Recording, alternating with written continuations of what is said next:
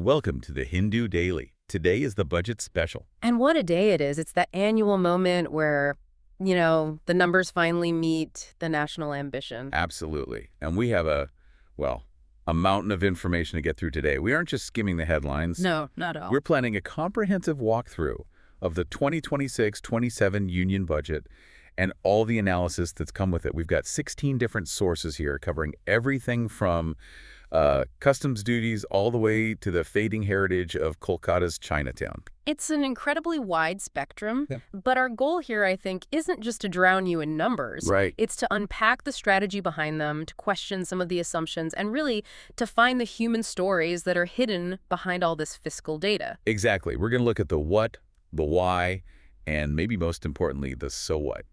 So, should we dive in? Let's do it. Okay, so let's start at the very edge of the country, literally, at the border.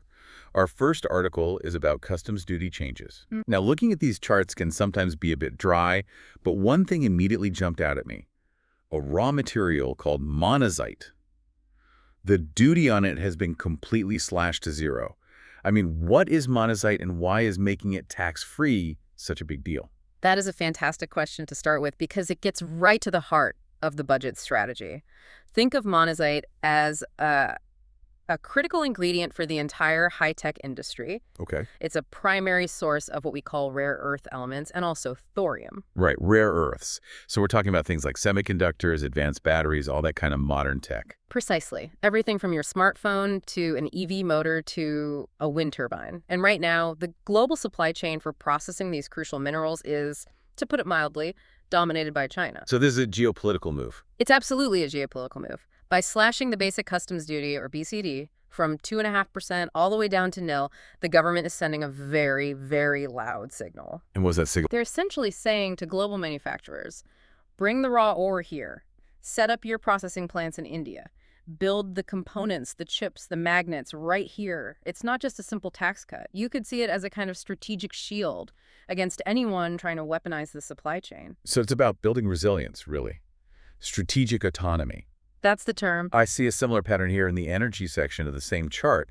It looks like duties on something called sodium antimonate and on nuclear power equipment have also been zeroed out. Yes, and that connects directly to the bigger national goals on energy transition. Sodium antimonate is used in making high-quality solar glass. Ah, so for the solar panel push. Exactly. And for nuclear, the equipment duty was at 7.5%, which is quite significant. Bringing that down to zero is a massive incentive. If you want to build solar farms and new nuclear plants at speed and scale, you just cannot have these huge input costs, making the projects unviable from the start. So it's about removing any friction in the system. You got it. They want the critical hardware to land in India as cheaply and as quickly as possible so that deployment can accelerate. And just quickly, I see similar moves for civil aviation and defense. It seems like the goal is to create a domestic hub for repairing our own planes. That's the MRO push. Maintenance, repair, and overhaul. We spend an absolute fortune every year sending our aircraft fleets to places like Singapore or Dubai just to get fixed. Which seems crazy. It is. So by removing the duties on the imported components and parts needed for those repairs, the government is trying to incubate that entire industry right here at home. It's about keeping the foreign exchange, the value, and the technical know-how within our borders. Okay, that makes sense. Yeah. So moving from how we earn money at the borders to how we're planning to spend it. Let's look at the budget breakdown visualization. The big pie chart. The big pie chart, yes. We always hear these massive numbers, trillions of rupees, but when you actually see it laid out, there is one slice of that pie that is, frankly, terrifyingly large. And I think I know which one you're looking at. Interest payments. I am. It's allocated 14.03 lakh crore rupees. That is the single largest expense item in the entire budget. It's staggering. It is staggering, and we need to put that number in perspective for it to really land. Imagine for a moment your own household budget. Let's say you earn 100 rupees. Okay. Before you buy any groceries, before you pay your rent, before you can even think about saving for your child's education, you have to immediately hand over about 25 to 30 of those rupees just to the bank to pay the interest on old loans. Wow. So almost a third of our income is gone before we even start. That's what's happening on a national scale. Yeah. It is. It's sobering. It means a huge chunk of the taxes you and I pay isn't building a new school or a new road or funding a scientific mission. It's just disappearing. It's vanishing into the void of past spending. It is, for all intents and purposes, dead weight on the economy. Can you compare it to another major sector, like, say, transport? Sure. The entire transport sector, that's roads, railways, ports, aviation, everything that moves this country is getting 5.98 lakh crore. So interest payments are more than double the entire transport budget. More than double. We are literally spending twice as much servicing the past as we are on building the physical infrastructure of the future. That feels like we're running on a treadmill, just to stay in the same place. Amidst all this, are there any clear winners in this budget? I'm looking at the percentage point changes in allocation. There is one clear winner, yes. Rural development. Its share of the total expenditure has increased by 0.82 percentage points. Now, that might sound like a tiny number. It does, less than 1%. But in the world of union budgets, where you're talking about lakhs of crores, that is a significant pivot. It signals a major policy focus. It tells you the government is very concerned about rural distress and is trying to channel funds there. And on the flip side, the losers. The finance sector saw a noticeable drop, about 1.87 points. And defense looks like it dipped slightly on paper. Right, but you mentioned that's a bit misleading. It is. It's a statistical anomaly. The previous year's revised estimates had a big spike because of an emergency procurement drive called Operation Sindor. So the current number isn't a cut. It's more of a return to the baseline trend. Got it. So you mentioned rural development is the big winner. Let's double-click on that. There's a big change happening. We're seeing a shift away from the very well-known MGN-REGA scheme to something new with a very, very long acronym, VBG-RAMG. Chuckles. Yes, it's quite the mouthful. Is this just a rebranding exercise or something more structural going on here? It's a bit of both, but the structural change is definitely the real story. The new name is Viksit Bharat Guarantee for Rozgar and Ajivika Mission, Grameen. Okay. But look at what's happening with the money. If you combine the allocation for the old MGN-REGA and this new VBG-RAMG, together they account for nearly 65% of the entire rural development budget. 65%. So Yeah. almost 2/3 of all rural spending is just on this one mega scheme. It's a massive consolidation. They're essentially putting all their eggs in this one job guarantee basket. It's a huge bet. Which sounds like a defensive move almost, a focus on basic survival, just guaranteeing some form of work. It does feel that way. And you can see a similar trend of consolidation elsewhere. If you look at the education budget in the same graphic, the Samagra Shiksha scheme eats up over 50% of the school education budget. So it's a trend of creating these fewer, bigger, centrally controlled schemes. Exactly. And that often means other areas get squeezed. Like what? What about higher education? That's where you see the pinch. The grants to the University Grants Commission, the UGC, and to the IITs are seeing a slight decline relative to the total share of the budget. That's interesting. It feels like a bit of a contradiction, doesn't it? Yeah. A moment ago, we were talking about monazite and becoming a high-tech superpower. Right. But at the same time, we're trimming the budgets for our premier research and academic institutions. It's a definite tension, and it's a tension we see running through this entire budget, a conflict between ambition and allocation. Okay, let's talk about defense in more detail. You hear the phrase guns and butter, but here we're talking guns and salaries. I want to dig into this idea of the quality of defense spending. I honestly didn't know spending could have a quality. Oh, in economics, it absolutely does. It's a crucial metric. A good analogy is to think of the defense budget like you're managing a house. Okay, I can work with that. A large chunk of your spending is revenue expenditure. That's your electricity bill, your groceries, paying for maintenance. You have to spend it to keep the house running, but at the end of the year, your house isn't actually worth any more than it was before. Right, it's just keeping the lights on. It's maintenance. Exactly. Then you have capital expenditure, or CapEx. That's when you build a new extension, you install solar panels, you upgrade the security system. That kind of spending adds long-term value to your asset. I see. So for years, the Indian military was spending most of its money just on groceries. That's a great way to put it. A huge proportion was going to salaries, pensions, and day-to-day running costs. The share for modernization, for buying new gear, was consistently low. And is that changing now? The trend line is finally and firmly moving in the right direction. The share of capital expenditure has risen to 29.44% in the estimates for fiscal year 27. So almost 30%. Almost 30%. That's up from around 27% in the preceding years. It means nearly a third of the money is now going into those renovations. New fighter jets, modern drones, advanced submarines. It signals a real shift from just maintaining a large standing army to actively modernizing it for future conflicts. And speaking of modernization in the future, we can't ignore space. It's been a huge year for India in space exploration. A phenomenal year. And you can see that confidence reflected in the budget. While space technology, which is basically building the rockets and satellites, still gets the lion's share, over 75%. The allocation for space sciences has seen a massive jump. It's up to over 4% of the space budget. And space sciences means the actual missions. Exactly. This is the money for follow-ups to Chandrayaan-3, for Aditya L1 studying the sun, for future planetary exploration. It's the difference between building the truck, which is space tech, and actually planning the grand expedition, which is space science. The budget is now funding both. Let's pivot from outer space back to Earth and shine a light on energy, specifically on solar. The Ministry of New and Renewable Energy, the MNRE, seems to be having a real moment in the sun, pardon the pun. It really is. Its total share of the budget has jumped up to 0.62%. But the really fascinating story is the internal distribution of that money. It seems like it's all going to one place. Solar is king. There's no other way to put it. Over 72% of the entire MNRE budget is dedicated solely to solar energy. 72%. That is complete and utter dominance. Is this primarily for the big rooftop solar scheme? Yes, that's the main driver. The PM Surya Ghar Muft Bijli Yojana. The government is effectively betting the house, or rather betting on everyone's house on rooftop solar to solve a huge piece of our energy puzzle. It's a massive decentralized bet.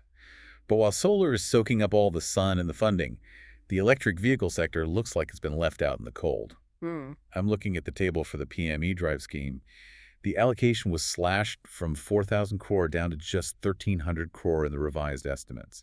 That's a huge cut, isn't it? That's not a trim, that's a slash. It's a major policy signal.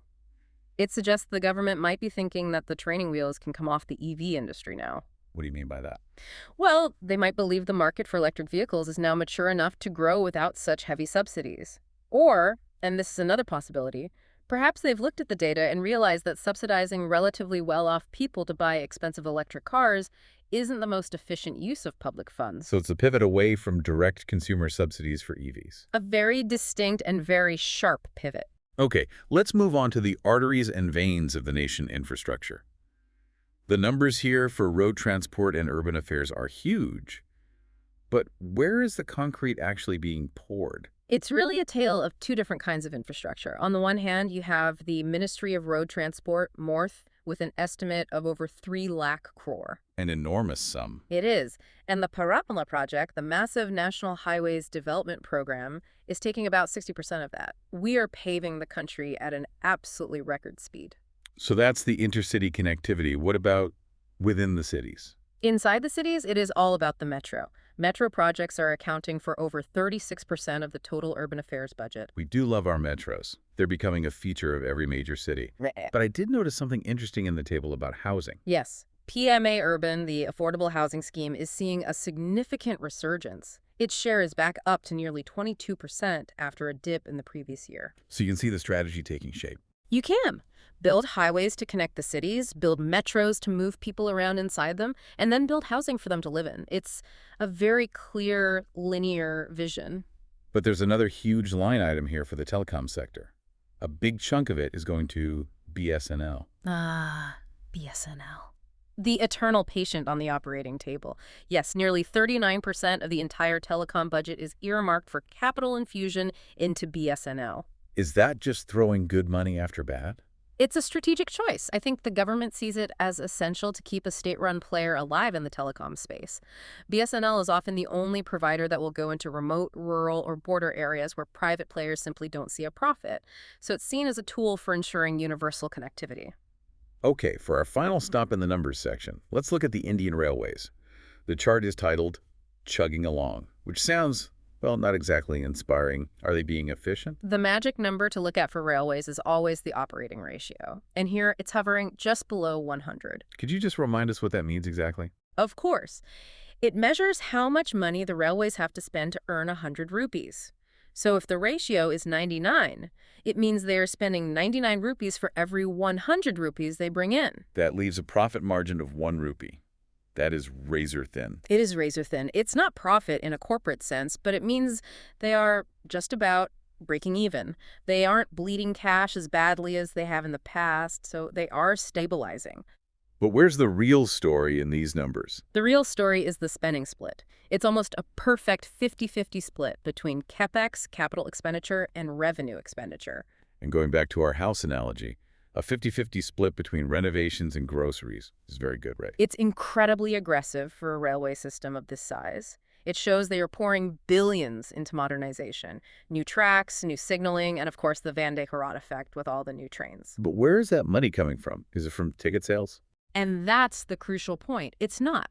The chart shows a heavy reliance on gross budgetary support, or GBS. Yeah, that's That's taxpayer money. It's not coming from internal resources or ticket fares. We, as taxpayers, are collectively buying these new trains, not just the passengers who ride them.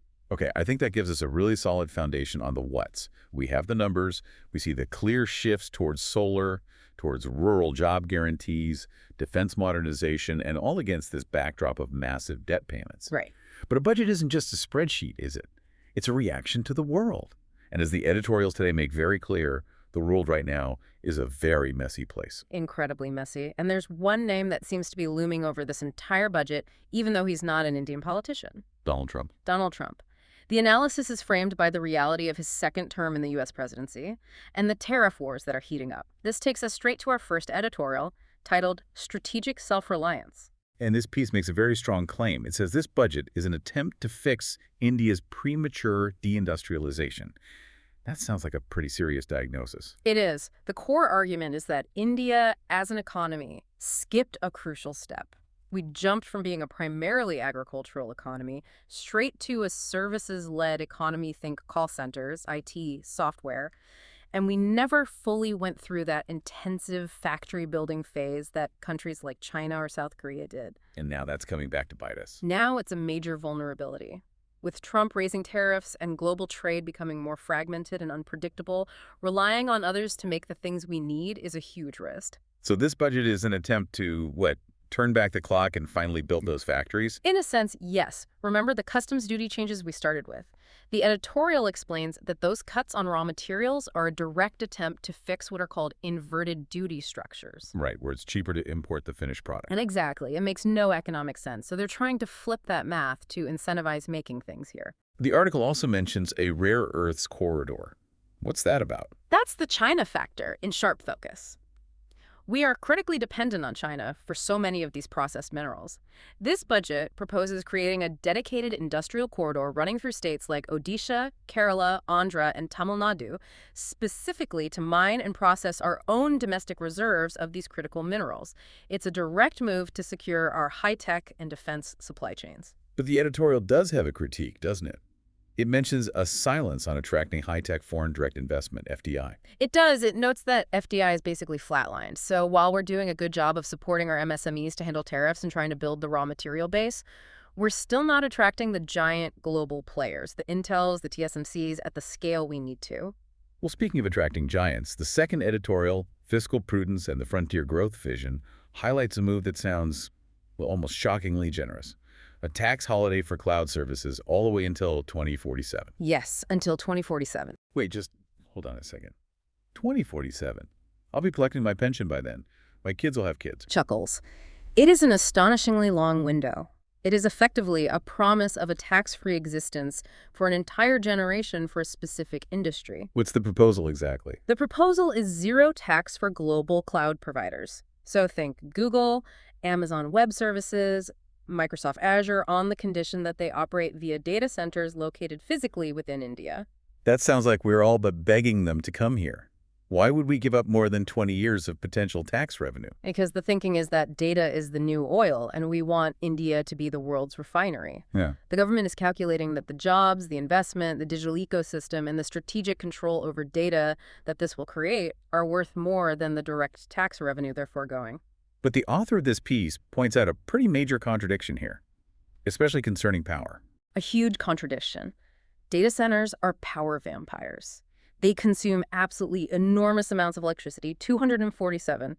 But while we're rolling out the red carpet for these energy-guzzling giants, the budget doesn't have a correspondingly massive new push for power generation capacity. So we might be inviting guests to a feast, but we don't have enough food in the kitchen.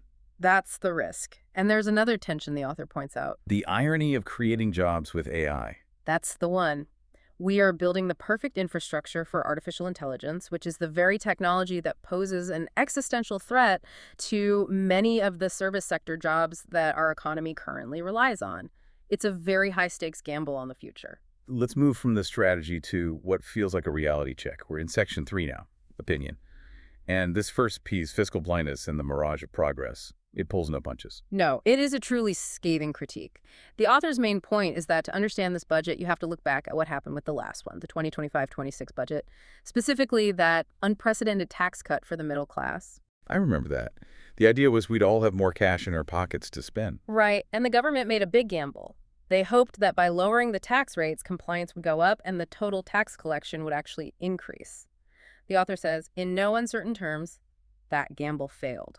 So the extra revenue never materialized. What were the consequences? The consequences were severe. When the revenue fell short, the government, being obsessed with hitting its fiscal deficit target, had to make cuts. And the author points out that they made cuts in the worst possible places: health, education, and rural development. So effectively, the poor paid the price for a tax cut that benefited the middle and upper middle classes. That is precisely the argument being made. The author calls this fiscal blindness, a willful ignorance of the risks. And they argue the government is doing the exact same thing again this year. They are acting as if last year's economic stability is permanent while completely ignoring the 10% probability of a major external shock, like a global recession triggered by those Trump tariffs. There is no plan B. And there's another glaring omission that the piece highlights: pollution. A complete and total silence. Our cities are choking, we have a public health crisis on our hands, but there is no war on pollution in this budget. It's simply not treated as an economic issue, a huge lost opportunity. This theme of neglect seems to continue in the very next piece, titled The Eroding Foundation of Social Sector Funding. It does. This article introduces a sneaky accounting trick that you need to be aware of. It's all about the difference between budget estimates and revised estimates. We saw that with the EV subsidies earlier. It's like the government says the check is in the mail, but then it never actually arrives. That is the perfect analogy. The government announces a huge headline-grabbing number in the budget speech. That's the budget estimate, or BE. But then, over the course of the year, they quietly fail to release all the funds. The Jal Jeevan mission for clean drinking water is the prime example here. What happened with that? It was allocated 67,000 crore in the budget estimates, a massive promise. But in the revised estimates, what was actually spent, it was slashed down to just 17,000 crore. Wait, that is a 50,000 crore difference? That money is just gone. It creates what the author calls a mirage of progress. It looks like we're spending on social welfare, but the reality on the ground is very different. And even worse, the article argues, they are shifting the financial burden onto the states. How so? That new rural scheme we talked about, VBG-RAM-G, requires the states to pay 40% of the bill. It's a 60.4U split. But do the states even have that money? That's the problem. They often don't, because the central government collects a lot of its revenue through things called cesses and surcharges, which, under the rules, it doesn't have to share with the states. So the center keeps the cash, but passes the bill for welfare schemes down to the state capitals. So if you happen to live in a poorer state with a smaller budget, your access to basic welfare could just dry up. That is the fundamental risk. It could lead to a system of unequal citizenship, where your access to clean water or a job guarantee depends entirely on your zip code. The final opinion piece, the evolution of India's fiscal consolidation strategy, gets a bit technical, but it seems to land on the same painful point. It does. This is about a change in the rules of the game. For years, the main target was the fiscal deficit. Now the government has a new obsession, the debt to GDP ratio. The goal is to bring it down to 50% by 2031. On the surface, that sounds responsible, like paying down your credit card debt. It is responsible in principle, but it's all about how you do it. You can pay off your debt by earning more money, which is economic growth, or you can do it by starving yourself, which is cutting spending. The author argues that the government has firmly chosen the starvation diet. How are they doing that? By systematically reducing the expenditure to GDP ratio. It's set to fall to 13.6%. They are actively shrinking the government's financial footprint relative to the size of the economy. And again, the crucial question, who is being starved? Development expenditures. That's the category that includes the social sector, agriculture, and rural employment. The author puts it very starkly. The burden of balancing the nation's books is falling squarely on the poor through spending cuts, while the corporate tax to GDP ratio remains completely flat. It's a redistribution of pain. That is a very heavy realization, that the path to fiscal health is being paved by cutting services for the most vulnerable. That seems to be the strong consensus coming from the opinion pages today. Okay, let's zoom in now. We've looked at the big national picture. Let's get down to the cities where most of us live. Section 4, Text and Context. The first piece is Urban Realities and the Fiscal Contraction of 2026. If you take a bus or walk to work in a major city, this article will definitely resonate. The headline figure is a cut. The total financial outlay for urban development has fallen by 11.6%. That's a significant cut. But Yeah. a little while ago, we were talking about how much money is being poured into building new metros. How do those two things square up? That is exactly the critique at the heart of this piece. The author calls it the metro obsession. A full 1/3 of the entire urban budget is being allocated just to metro rail projects. But metros are good for cities, right? They're clean, they're fast, they reduce traffic. They are great if you can afford the fare and if you happen to live and work near a station. But for the vast majority of the urban population, especially the urban poor, their mobility depends on buses, cycling, and walking. The author argues that this obsessive focus on metros is socially selective. We're building shiny, expensive infrastructure for the middle class while neglecting the basic services for everyone else. What kind of basic services are being neglected? The cuts are shocking. The allocation for Swachh Bharat, the National Sanitation Mission, was halved. The budget for AMUT, which deals with water supply and sewage systems, was cut by 20%. Ouch. So the author's analogy would be that we're buying a Ferrari, the Metro, while the plumbing in the house is leaking and the toilets don't work? That is the paradox, precisely. The government has this grand vision of a Viksit Bharat, a developed India, but it's treating its cities, the supposed engines of that growth, as cost centers where budgets can be slashed, rather than as critical assets that need investment in basic livability. Now for a complete and total pivot. From sewers and trains to AI toys.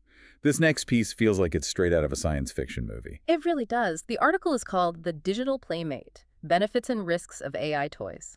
It explores how generative AI has now officially entered the toy box. We're talking about toys like Grem, which is voiced by the musician Grimes, or Miko 3. These aren't just dolls that say a few pre-programmed phrases. They are conversational companions for children. And I'm guessing the experts are worried. Extremely worried. There are the obvious privacy risks that you'd expect. These things have microphones that are always on, recording what's said in your kid's bedroom. But the psychological risks are much deeper and much more subtle. The article talks about something called replacement risk. What's that? It's the risk that a child begins to prefer the AI toy to human interaction. Because the toy never gets tired, it never gets angry, it never has a bad day, and it always wants to play. It offers a perfect, frictionless friendship that real human relationships can't compete with. That hits hard. I mean, as a parent, you're tired a lot of the time. If you're competing for your child's affection and attention against a robot that has literally infinite patience, you're probably going to lose that fight. And that is the danger. It's effectively outsourcing the messy, difficult, but absolutely essential work of building human relationships to a commercial vendor. And then there's what the article calls the subscription trap. The subscription trap. Imagine your child's best friend, their primary emotional anchor, is this AI toy. But then one month, maybe you lose your job or you just can't afford the $20 monthly subscription fee. You stop paying, and the child's best friend just goes silent. It stops working. That is just heartbreaking. You're introducing economic precarity directly into a child's core emotional security. It is a brave new world for parenting, and as the article suggests, not necessarily a good one. Right. Let's clear our heads with some science. Section 5. The digital forest. Ecology in the age of silicon.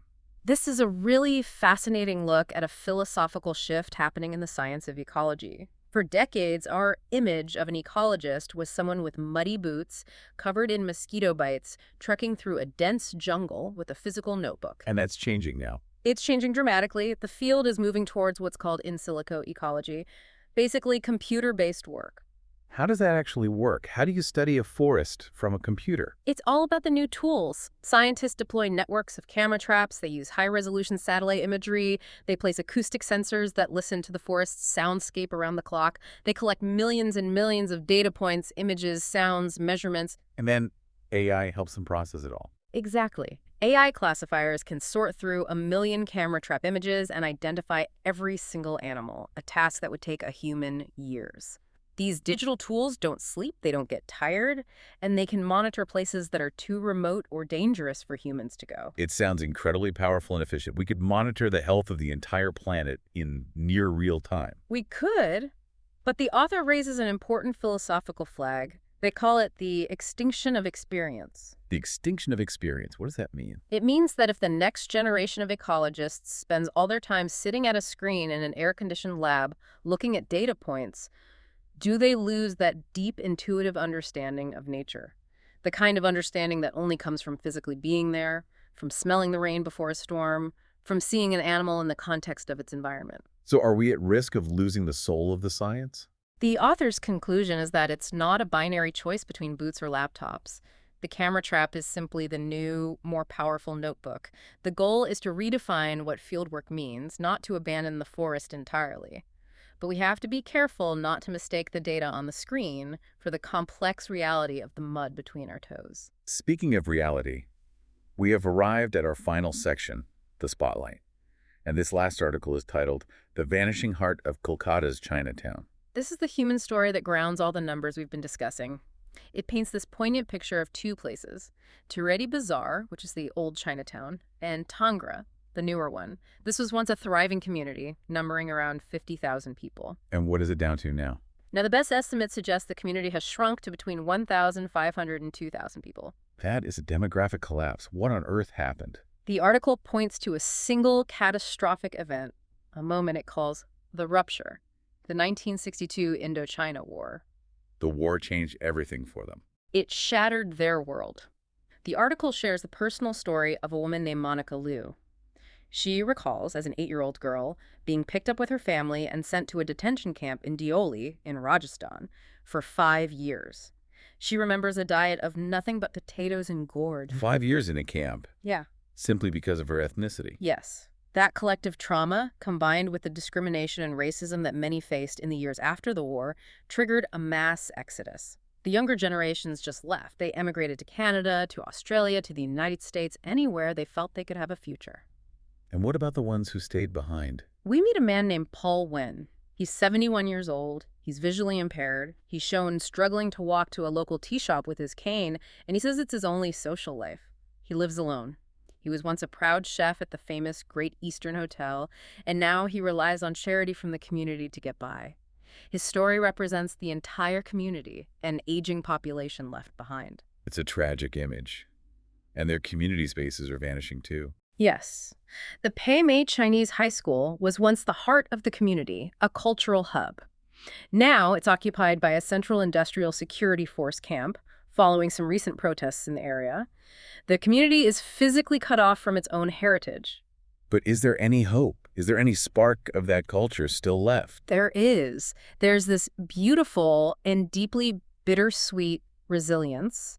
The article talks about the traditional lion dance for the New Year. A famous tradition. It is. But because there aren't enough young Chinese boys left in the community, the lion dance is now performed by non-Chinese boys from the surrounding neighborhood. They are trained by the few remaining elders. That is so poignant. The culture is surviving, even as the original community fades. And the grandmothers. The article ends with this powerful image of the elderly women still gathering together to make the traditional mafa biscuits for the New Year celebration. They do it, the article says, like clockwork. Even as their world shrinks, even as the community vanishes around them, the rituals continue. It's this quiet, powerful testament to the human spirit refusing to be erased by geopolitics or by time. What a way to end our deep dive today. We started with the cold, hard numbers of the fiscal deficit. We traveled through the high-tech, futuristic dreams of 2047. And we've ended with the smell of freshly made matcha biscuits in a shrinking, historic neighborhood in Kolkata. It's a vital reminder, isn't it, that every budget number, every policy change, every grand geopolitical strategy eventually filters down to a single human being just trying to make their way to a tea shop. Thank you for listening. If you want to provide suggestions, please contact on the Twitter handle given in the episode description. As always, we are eager to hear what our listeners want to be informed about. We wish you a great day.